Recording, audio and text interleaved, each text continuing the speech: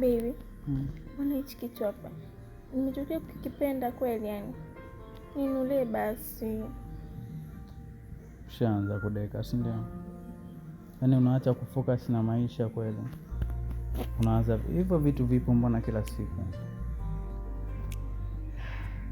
Baby, mbona unifanyia hivyo? Sasa mimi nisipokuambia wewe nitamwambia nani? Na wewe ndo mwanaume wangu. Shida umezidi kudeka. Yaani unaacha kufocus na maisha. Inabidi twende juu. Sasa hivi umekuwa mzembe sana unajua. Unashindwa hata kusimamia maduka kule. Yaani wewe uko biza na vikoba. Unatoa hela tu zinatoka na sioni faida yake ni nini. Mimi nishaanza kulalamikia. Kwani watu kusimamia si hapo lakini kwani mpaka mimi?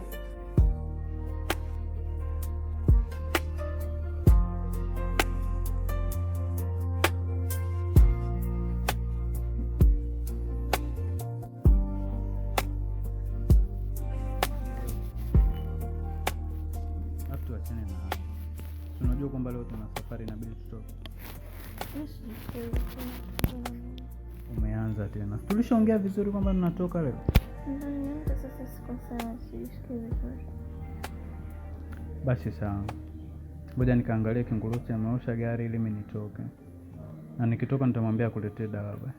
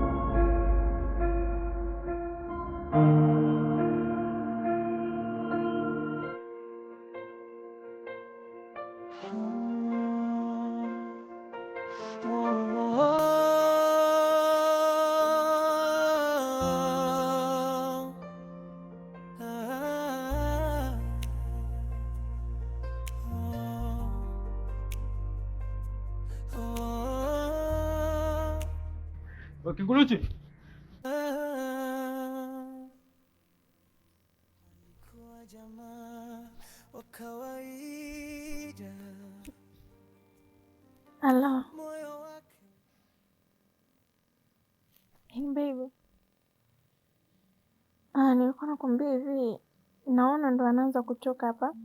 Anajiandaa. Kwa hiyo kuwa standby muda wote unaweza ukaja.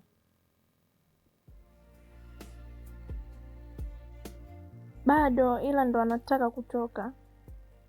Sawa. Akianza kutoka nitakwambia. Haya. Nakupenda. Haya sawa.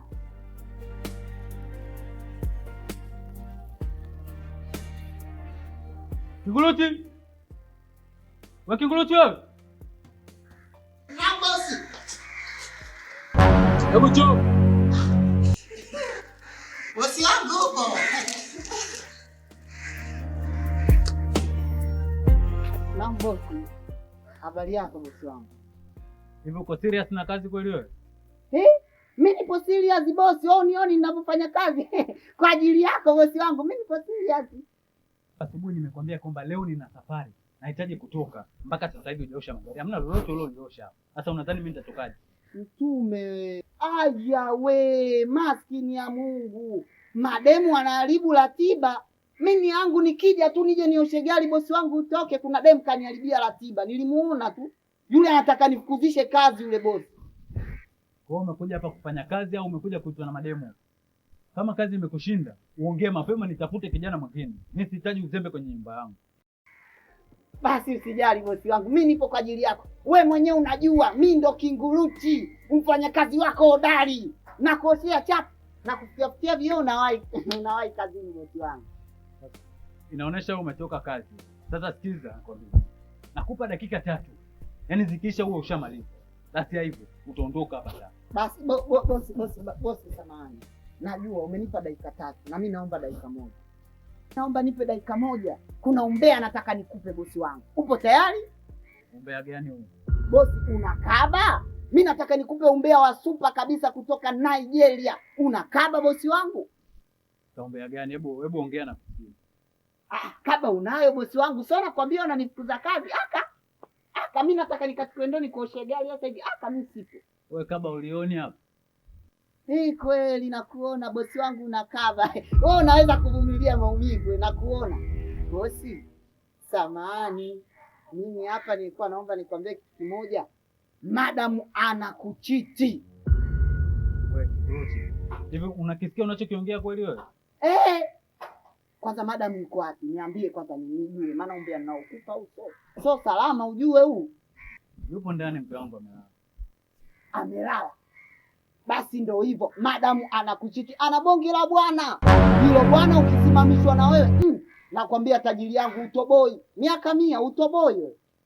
Hebu sikiliza nikwambie kitu kingine. Yaani kama kuna janja unataka kuzileta kwenye nyumba yangu, basi andika umepea. Hivyo unajua mke wangu mimi nimetoka naye wapi? Amenivumilia kwenye kila shida na raha. Usione tumefika hapa ukajua nimefika kizembezembe. Nimehaso naye yule. Kama unataka kuiharibu ndoa, hii nyumba utaiona tu. Basi bosi wangu. Samahani kwa umbea nilokuletea. Nimekosea mimi bosi. Bwana, Kibuluti, fanya nilichokwambia. Sawa bosi, mimi nafsi sawa. Bosi, asante dakika 3. Sawa bosi wangu, basi na mali kaja. Sawa.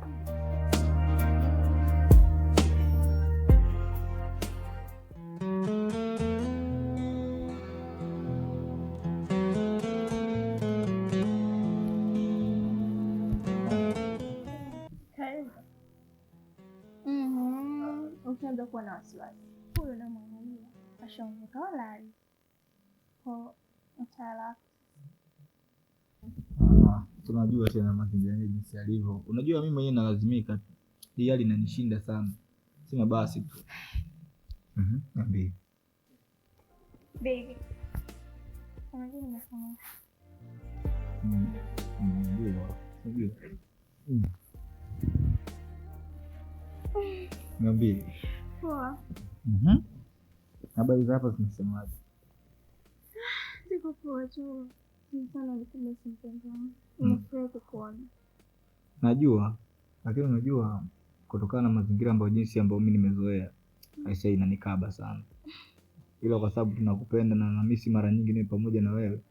Sio kesi. Nakuelewa mpenzi wangu, ila nakupromise. Soon tu mambo yatakaa sawa. Wala usijali.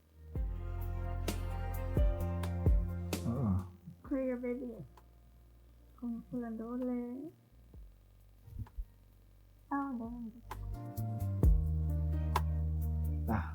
Kama unavyonijua mimi nitaanza kula kwa alafu ndo nitakula. Wacha kwanza nikaichape alafu nikitoka ndo nitakula. Umepika nini?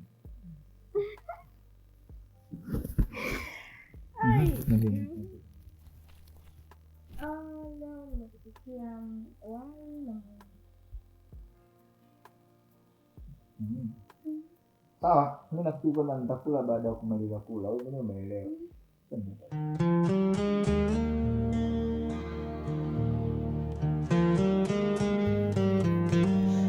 Sana na binti wa ndoto, akampenda kupita maelezo, lakini binti akafuata mabwana, akauza mapenzi kwa mali. Jamaa akabaki mtaani, mawazo yakamzidia hadi kuwa chizi. Kila mtu akamcheka barabarani, lakini moyo wake ulikuwa na jeraha la mapenzi.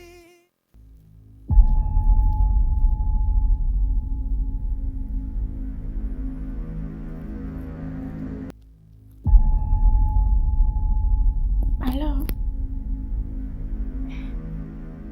Sasa mbona unapiga simu usiku? Na unajua fika kabisa mume wangu yupo. Ndiyo niko naye, alafu naona unapiga simu usiku. Okay, niambie unasemaje?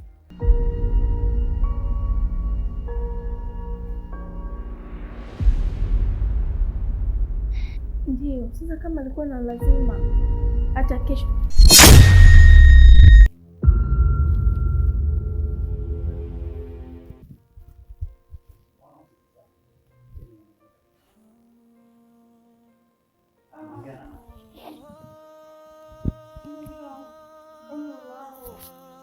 Nilikuwa na kiu. Nikasema nije kwa maji na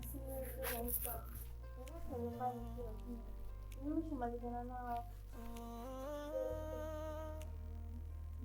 Sawa, twende mbali. Alikuwa jamaa wa kawaida, moyo wake mweupe kama karatasi. Akakutana na binti wa ndoa. Ndio shoga yangu, kama nilivyokuambia, ni kweli mwanaume wangu ananipenda, na unazoziona mali zote hizi ndani ameniandikisha kwa jina langu, lakini sasa shida ipo kwangu. Mimi moyo wangu haupopoki kabisa. Mimi nampenda mtu mwingine, nina mwanaume ambaye moyo wangu ndio nahisi unacheza kwake, hisia zangu zote zipo kwake.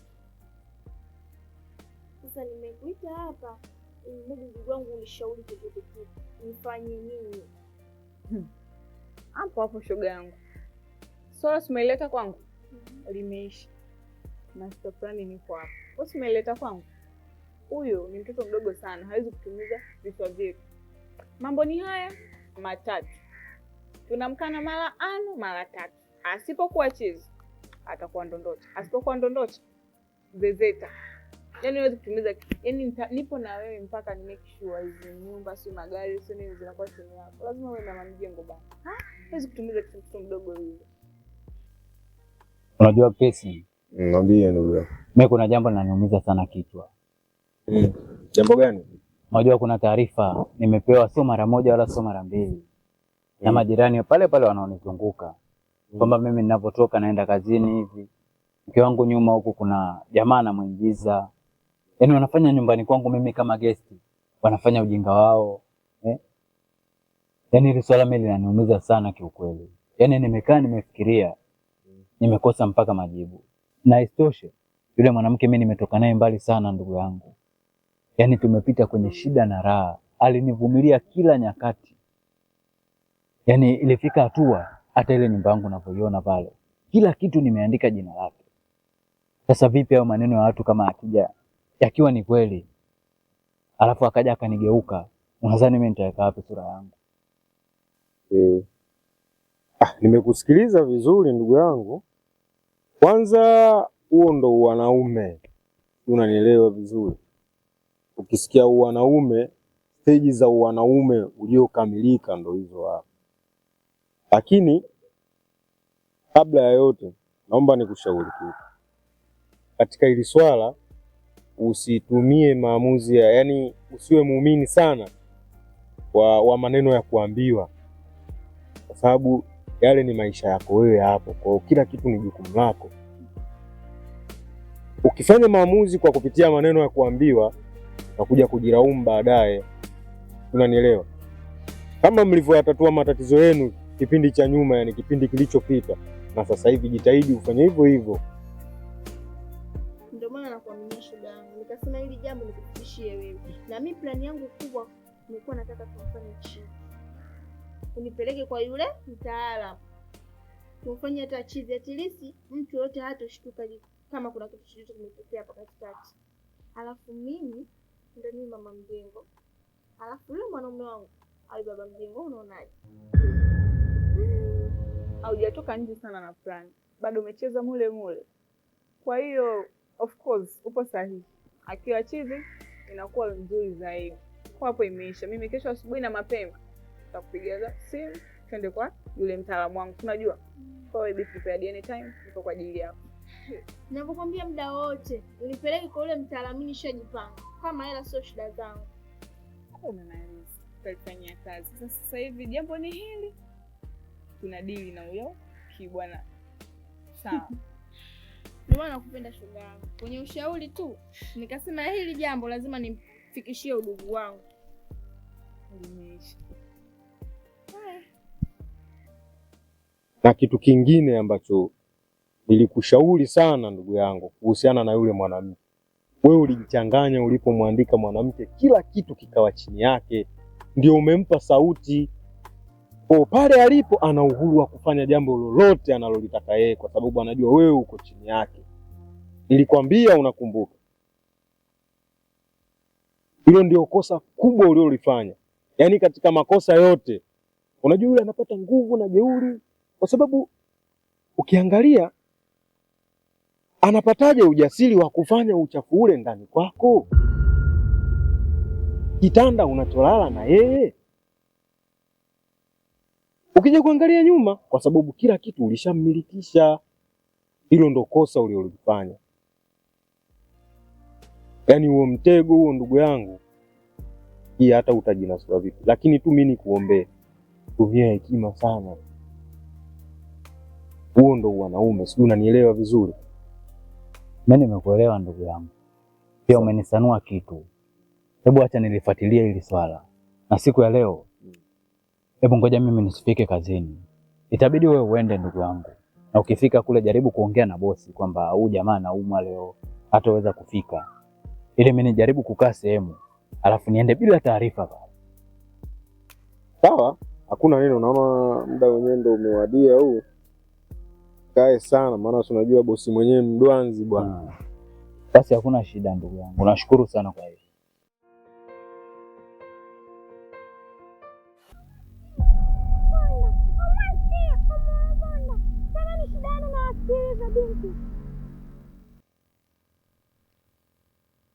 Mganga, sisi hapa mimi na rafiki yangu tumekuja, shida yetu ni hiyo moja. Huyo rafiki yangu anataka amgeuze mume wake awe chizi.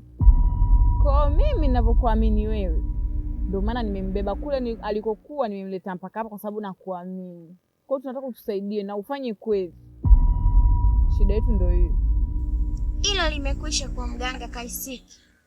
Binti, bwanako nitamfanya kuwa chizi, na sio chizi tu, ataokota makopo. Na sio kuokota makopo tu, atakunywa maji machafu. Hilo limeisha. Nakumbuka kipindi hicho mwanangu na kichafua hapa namba 9 pale magoli ya tikitaka kama maji. Mwanangu vichwa leo mimi ni hapa. Amesikia.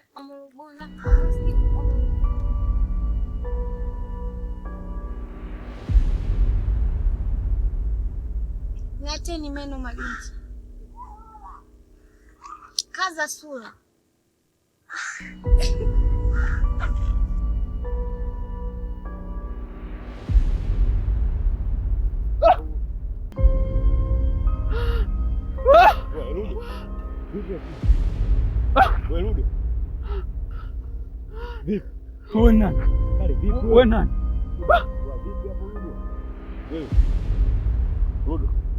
Wewe. Angari,